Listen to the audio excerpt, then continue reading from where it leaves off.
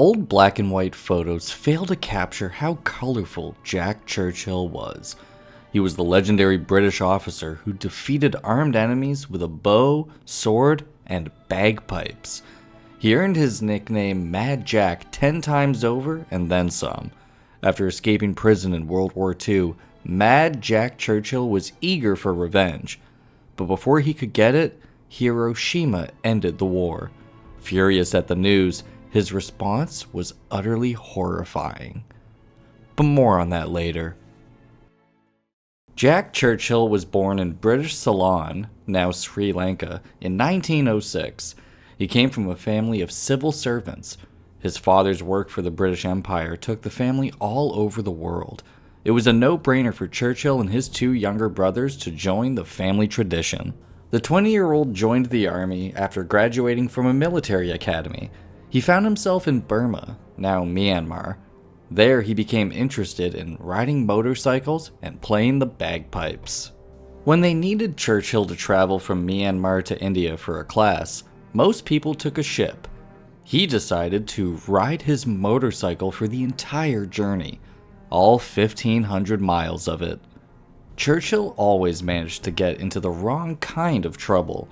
One remarkable example was when he used an umbrella during a parade, which was a major no-no in the army. When one of his superiors demanded to know why he had committed this sin, he had the most cheeky response.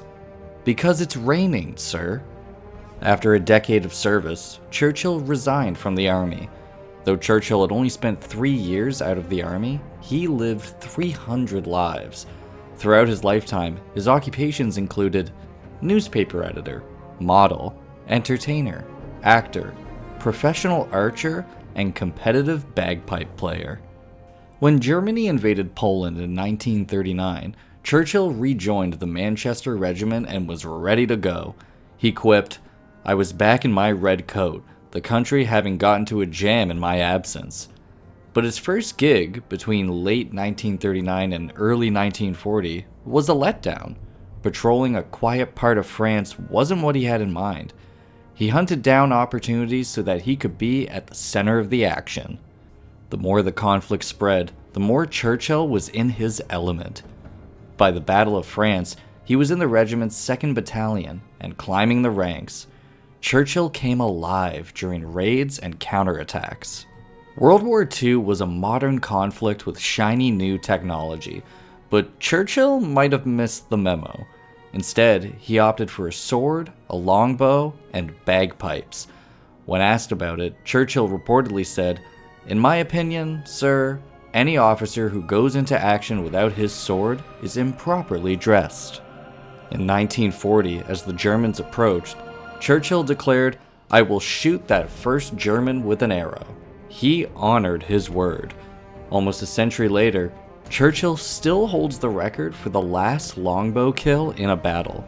Churchill didn't show off, even though he had good reason to. An old friend recalled running into him after a battle. Churchill couldn't have looked cooler with his motorcycle, longbow, and a hat he'd taken from a slain enemy. Yet, he only asked his friend for a strong drink. Many sounds are normal during World War II battles. Shots going off, screaming, and explosions. Bagpipes weren't supposed to be one of them.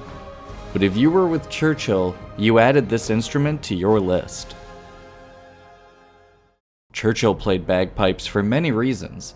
These included hyping his men up before battle, as well as communication during battles. It also included lowering the morale of enemies. Churchill's reputation soon preceded him. He was nicknamed Mad Jack and Fighting Jack. The longer World War II lasted, the more Churchill earned these titles even more. But for some people, Mad Jack wasn't just a fun and quirky name. It was truly how they perceived Churchill. There's only so much one man with a sword, a bow, and bagpipes can do. After the Battle of France, Allied forces found themselves surrounded and cut off. Hundreds of thousands were rescued during the Dunkirk evacuation. Churchill was among them. Rumor has it he arrived at the beaches by bicycle. On the way home, Churchill received some life-changing news. Churchill learned that a new organization, the Commandos, was being formed. The idea was so new that there was little known about it. But Churchill was an easy and simple man. The promise of action and adventure was good enough for him. Turns out, the details were even better. The Commandos were special forces that focused on raids against German-occupied Europe. High risk, high reward. It was a match made in heaven. Churchill rushed off to train in Scotland. Churchill was only looking to become a commando. He wasn't looking for romance, but it found him anyway. Enter Rosamund Denny. She was a nurse at a nearby hospital. She also happened to be the daughter of a Scottish shipbuilding baronet. Churchill left Scotland as a commando and a husband. He and Denny married in the spring of 1941, but they never got to fully enjoy their newlywed bliss. Jack was still training and World War II loomed over them. Churchill's risk-taking might have sunk other marriages faster than a German submarine, but the Churchills remained happy and in love. On December 27, 1941, Churchill and his commandos embarked on their first mission. Operation Archery was a raid on German holdings on a Norwegian island. Up until now, they had been stuck in training. This was the first real test of the commandos and Churchill's leadership. The commandos did more than fight and win a battle. They seized 15,000 tons of supplies. This included things required to make explosives. They obliterated warehouses and docks. Operation Archery even tricked Germany into diverting 30,000 troops to Norway, instead of where it was actually needed. But life comes at you fast. One second, Churchill was enjoying victory and a bottle. In the blink of an eye, a random explosion smashed the glass and sent shards into his face. Worst of all, the Germans weren't even responsible. According to one version of the story, the culprit was one of Churchill's men, and a demolition specialist at that. Churchill's reaction was interesting. Most people would react with fury, but as we've established, Churchill wasn't like most people. Instead, he found humor in the mishap. He even joked about the scar. Churchill later told people, "I had to touch it up from time to time with my wife's lipstick to keep the wounded hero story going." Churchill had countless accomplishments, but this may be his greatest. In 1943, Churchill and his commandos took part in the landings at Salerno. They had to capture a crucial German holding in what could be their toughest mission so far. The commandos didn't have the odds in their favor. Since the underbrush made a silent attack impossible, even at night, Churchill went in big and loud. He instructed his men to run into town screaming, "Commando!" As it was pitch black, this made sure the commandos didn't accidentally shoot each other. It also disoriented the Germans, who were surrounded by darkness and screeching. But Churchill wasn't with them. Turns out, Churchill charged in first with his old-fashioned tools and a corporal. The commandos didn't just complete their mission. They did extra credit and captured 136 prisoners. Churchill was responsible for 42 of these captures. Nothing lasts forever, including Churchill's luck. In May 1944, the commandos received a mission to capture Brac. It was an island in former Yugoslavia. This was literally going to be an uphill battle.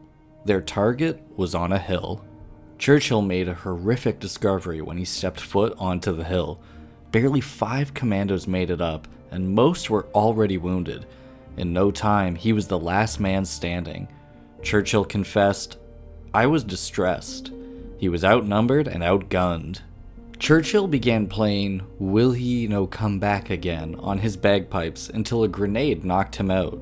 Churchill woke up to Germans poking and prodding him. They were checking if he was still alive. But the Germans had orders to execute commandos. No matter what, this looked like the end of Jack Churchill. In the nick of time, Churchill's luck returned to him. A German captain took pity on him and spared his life. Instead, Churchill was taken as a prisoner. Based on his last name, the Germans thought he was related to Winston Churchill. Fighting Jack's spirit was alive and well. even after the Germans shuttled him around Sarajevo, Berlin, and solitary confinement before settling on a final destination, Sachsenhausen, a notorious concentration camp. After crawling beneath wire and into the unused drain, Churchill and fellow British officer Bertram Arthur James ran for their lives. Their plan was to walk 125 miles to the Baltic Sea. For days, the Brits walked through woods, pilfered vegetables, and hitched train rides. But the Germans caught them only a few miles from salvation. Different camp, same man. The Germans could change his camp, but they couldn't change Churchill. In Austria, the prisoner remained determined and fearless. He hoarded a rusty can, onions, and patience. All he needed was one chance. In 1945, the camp went through a blackout. Jackpot. Churchill disappeared into the darkness. This time, Churchill soloed the 150-mile trek. He found sustenance by collecting vegetables from local gardens and would prepare his meals in his tin can. He kept going even after spraining his ankle. One day, he spotted American armored vehicles and flagged them down. Churchill may have survived the impossible, but he definitely didn't feel satisfied. World War II in Europe was almost over. Churchill had missed out on the action, the opportunities, and the promotions. The battle still raged in Asia, so he rushed to Burma for a last hurrah. But it ended before he even arrived. The horrific destruction of Hiroshima and Nagasaki had already come to pass. He lamented, "If it wasn't for those darn Yanks, we could have kept the war going another 10 years. To make matters worse, Churchill missing the action was probably preventable. His son Malcolm admitted he shouldn't have been captured as much as he was as a colonel, and he shouldn't have been in the front lines. However, he was a fighting soldier, and he didn't care much for being at the back, filling out paperwork. Once again, Churchill had to figure out his life outside the army. This time, he was 39 years old, a husband, a father of 2, and a decorated veteran. But his wild adventures included paratrooper, actor, army instructor, surfer, army administrator, motorcyclist, and steamboat refurbisher. He even managed to be a hero one last time. World War II may have come to an end, but Churchill wasn't finished yet. He transferred to the Seaforth Highlanders and ended up in the Middle East. Plenty of conflict, danger, and blood awaited him there. Churchill even evacuated 700 people from Jerusalem. Turns out, he managed to get his last hurrah. But even Churchill's fire could only burn for so long. Churchill in retirement seemed like a match made in misery, but he never stopped surprising people. By 53, he mellowed out enough to enjoy a slower life. He spent time with Rosamund, raised his family, sailed ships, and played with remote-controlled boats. Even in his regular life, Churchill knew how to pull off an amusing stunt. For instance, passengers on one train were startled when he flung his briefcase out the window. He wasn't throwing his bag out into the unknown. Turns out, Churchill aimed and threw the bag as the train passed his own garden. Churchill didn't have to carry his briefcase home. Churchill going out too soon in a blaze of glory wouldn't have been surprising, but he passed at 89 years old, well past the life expectancy at the time. One obituary claimed it was impossible to write a fictional character like Jack Churchill because it was too unbelievable. The Royal Explorers Club ranked Churchill as one of the greatest adventurers and explorers of all time. He's in good company with greats like Charles Darwin. Espen Lazarus, the club's co-founder, declared, "I would rate Jack Churchill as one of, if not the most, inspirational and impressive people we have researched in relation to the book." But not everyone agrees.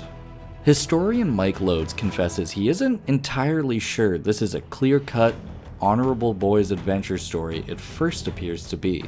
He doubts Churchill's sword and bow were better than conventional tools. Loades sees them as liabilities in many situations. He can't help but feel that Churchill was showboating more than anything else. Others accuse Churchill of being a bad and dangerous leader. Jack Churchill was a great man, but for some, the jury is still out on whether he was a good man. Thanks for watching History Expose. If you love uncovering the best stories in history, hit like and subscribe to keep exploring with us. Don't forget to visit our main page, Factinate, for more incredible facts about everything.